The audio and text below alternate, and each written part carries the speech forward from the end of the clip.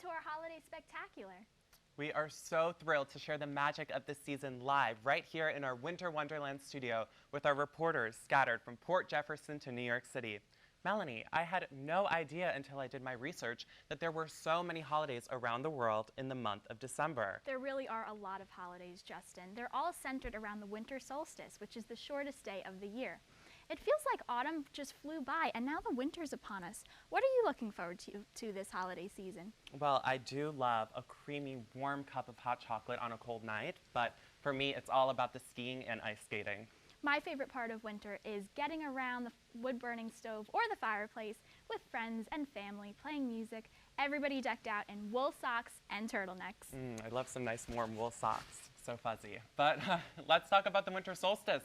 It's more than just a seasonal shift. Cultures around the world have special ways of celebrating. First, the Chinese celebration of Dongqi. After the solstice, days slowly but surely start getting longer. And Dongqi sees winter solstice as a marker of positivity to come in the new year. It may have started as a harvest holiday and is believed to be the day that everyone gets 1 year older. Nowadays, it's a time for families to gather and cook warm foods like dumplings. The more family celebrations, the better. Right, Melanie? For sure, Justin. Iranians celebrate Yalda. People gather together on the longest night of the year to protect each other from evil, burning fires to light their way through the darkness, and performing charitable acts. Friends and family join in making wishes, feasting on nuts, pomegranates, and other festive foods, and reading poetry. Some pull all-nighters to rejoice when the sun rises, marking the arrival of the good. Holidays like Christmas have roots in the ancient pagan holiday of Yule. Started with pre-Christianized Germanic peoples, the 12-day festival celebrated the rebirth of the sun with holly plant decorations and the burning of the Yule log to cleanse any negative energy from the past year.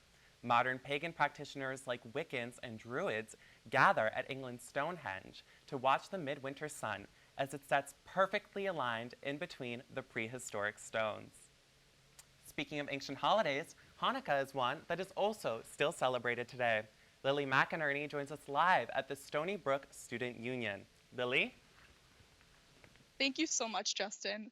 I'm here with our lovely guest, Jen Handel, who is the Assistant Director of Stony Brook Hillel. So Jen, would you mind telling us about the significance of the 8 nights of Hanukkah and the menorah that is so beautifully lit here? Sure. So we light the menorah every year at Hanukkah to commemorate the rededication of the synagogue in Jerusalem.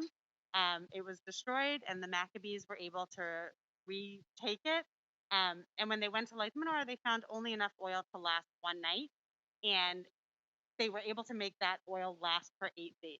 And so to commemorate that and the miracle until new oil was brought in, we light the menorah every year for 8 days.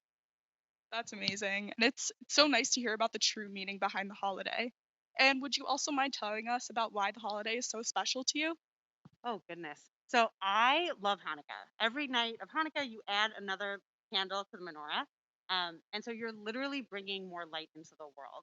And so I appreciate the fact that you put the menorah in a window, people are invited to celebrate with you, and you're adding more and more light into a world that right now can be a little bit dark. That's beautiful. And do you have a favorite Hanukkah memory that you'd like to share with us?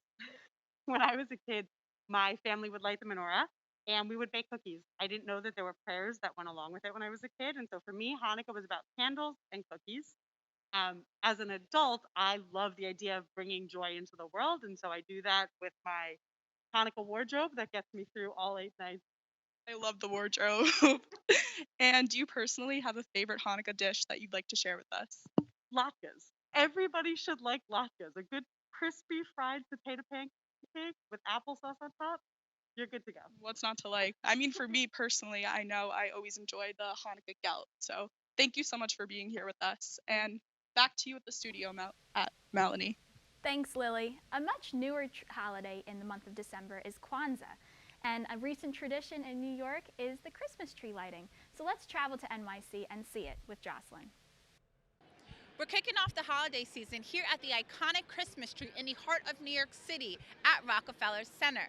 Last year, the celebration was canceled due to the COVID-19 pandemic, But spectators return to celebrate the 89th annual Christmas tree lighting that will be covered with 50,000 multicolored lights and topped off with a Swarovski star.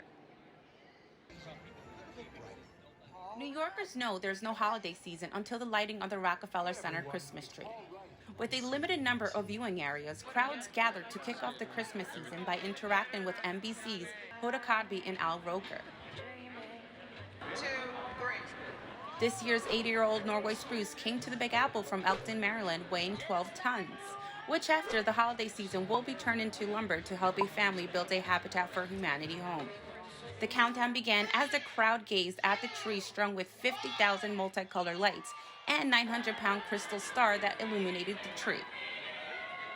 Daily viewing hours for the tree are from 6 a.m. until midnight and will stay lit around the clock on Christmas Day. From Rockefeller Center, I'm Jocelyn Cruz, signing off.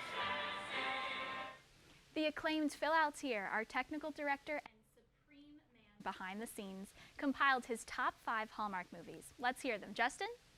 Thanks, Melanie. Number 5 is Merry and Bright, which answers the age-old question, can a candy cane company make money all year round?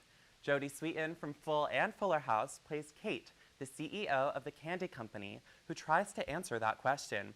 Andrew Walker plays Gabe, who was hired to take a closer financial analysis of the company for a more profitable future. Will Kate and Gabe find a solution, or will Kate lose what makes her grandmother's company so unique for generations? Number 4 is Christmas Town. Continuing the Full House cinematic universe is Candace Cameron Bure, who plays Lauren Gabriel, a fast-paced Bostonite who ends up detoured in a small town nicknamed Christmas Town. Tim Rozon plays a local who, at first, does not care for the city-paced Lauren, but the small-town charm of bakeries, family, and ice skating may just remind her of the magic of Christmas. Number 3 is Deliver by Christmas. The gingerbread is going to fly in this holiday romance. Bakery owner Molly, played by Alvina August, meets Josh, played by Eon Bailey, a widower who just moved to town with his young son. Complicating things is a mysterious client to Molly's bakery that she may have feelings for, but can the mysterious man and Josh be the same person? Number 2 is Next Stop Christmas, reuniting Leah Thompson and Christopher Lloyd for the first time since the Back to the Future trilogy in another time-traveling adventure. Angie, played by Lindsay Fonseca, is unknowingly sent 10 years back in time to a family Christmas. There, Angie must correct the wrongs that have future implications with her parents, sister, and herself in order to go back to her original timeline. Last but not least, number 1 is The Christmas House. According to Phil, this is probably the most rewatchable holiday movie on Hallmark, with a sequel coming up later this year. In this small upstate town, there is a particular house that is known to go all out for Christmas. Phyllis Mitchell, played by Sharon Lawrence, and husband Bill, played by Treat Williams, have owned this house for many years, but are considering selling it. In an effort to have one last hurrah, the parents have summoned their 2 grown sons, TV star Mike, played by Robert Buckley, and Brandon, played by Jonathan Bennett. Complicating things are the uncertain futures of Mike's popular TV show and Brandon's pending child adoption with husband Jake, played by Brad Harder. Meanwhile, Mike reconnects with his high school sweetheart Andy, played by Anya Ayora. Can the magic of the season bring this family closer together and keep this house? Or is it really the last Christmas house ever? I don't know about you, Melanie, but I love a good family dynamic story. There really is nothing like a solid rom-com. Let's keep the holiday cheer going. Our Maya Brown has transported back in time to the Victorian age and is live at the 25th annual Charles Dickens Festival. How do you do, Maya? Thanks, Melanie. I'm doing good. I'm here at the 25th annual Charles Dickens Festival in the great village of Port Jefferson. And with me today is Alan Varela. He is the chair of the Greater Port Jefferson Northern Brookhaven Arts Council. You can come on in. He's also known as Charles Dickens. How are you doing today? Quite good. I've been working on your strange American accent, so I think I've got it down. You have to tell me how I'm doing. I think you're doing great. So, do you want to tell me a little bit about where this festival originated from? It started back in 1995. Then trustee, then former mayor Jean Garant started it as a way to draw people into the village during the winter for the business. Okay, got it. And how long have you been doing this for? The Arts Council took over the production for the village in 2005. Okay, and kind of tell me, how much work goes into this, the planning of it all. Well, we put in several months because we have to assemble some 130 street characters. We have 132 events this year. So there's a lot of booking, a lot of scheduling, a lot of, all of that sort of stuff. Right, and what can people expect when they come? I know you said 132 events. What are some of your favorite events?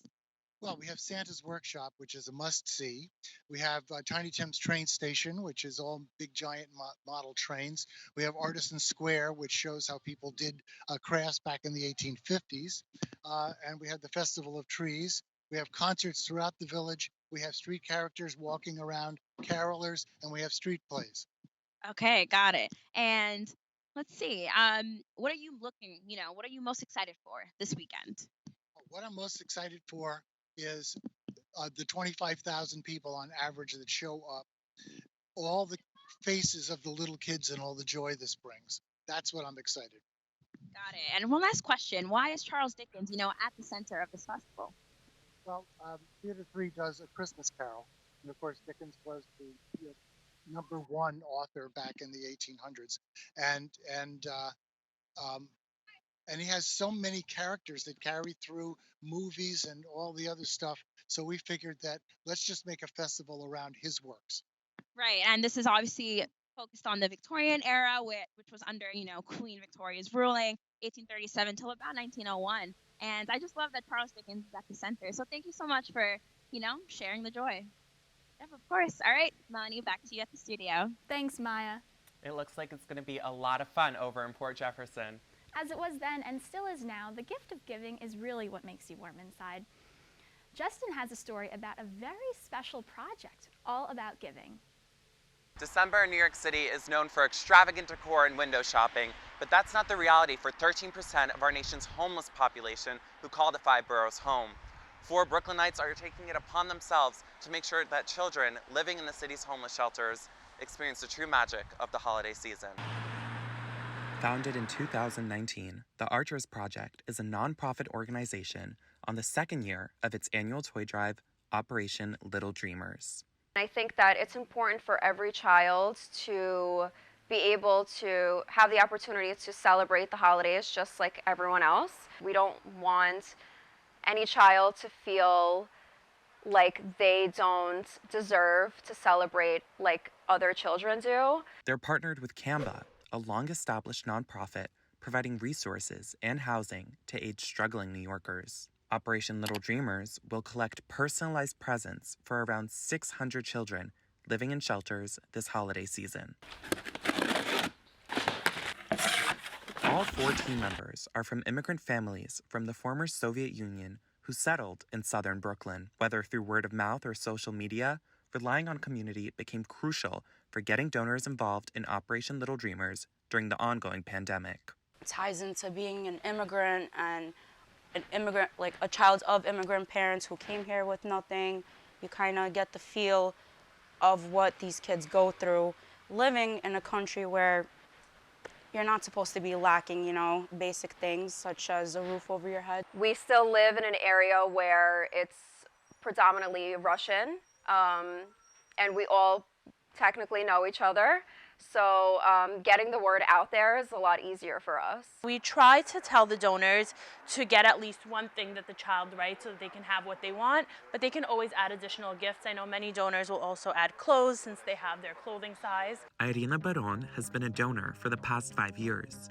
This year, she requested 50 of the children's letters from the nonprofit, which she and her co-workers work to fulfill. It's very important, like if your happiness and you are happy when you are a child, it stays with you forever. That happiness, I still remember those feelings. I think it's very important for those kids to get those feelings. With thousands of unsheltered New Yorkers, it's impossible to know how many homeless individuals there truly are. Community efforts led by New Yorkers for New Yorkers are needed now more than ever, bringing hope in a time of uncertainty.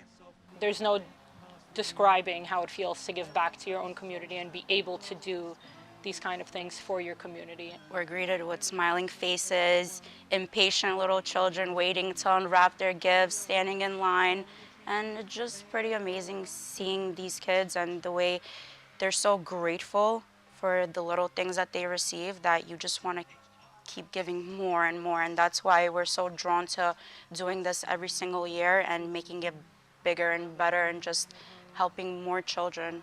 Thank you for donating to the Origins Project. Reporting from a local Santa's workshop right here in Flatbush, Brooklyn, I'm Justin Mitzelmaker. What a heartwarming story, Justin. I don't know about you, but I'm certainly in the holiday spirit. Me too, Melanie. Let's hope that the joy of giving continues throughout this upcoming year. Don't forget to be nice year-round. On that note, we'll see you next year. Here's to a lovely holiday season, a safe and fun new year. Stony Brook Media Group signing off. S Novym Godem to all my Russians. And Buon Natale for my fellow Italians.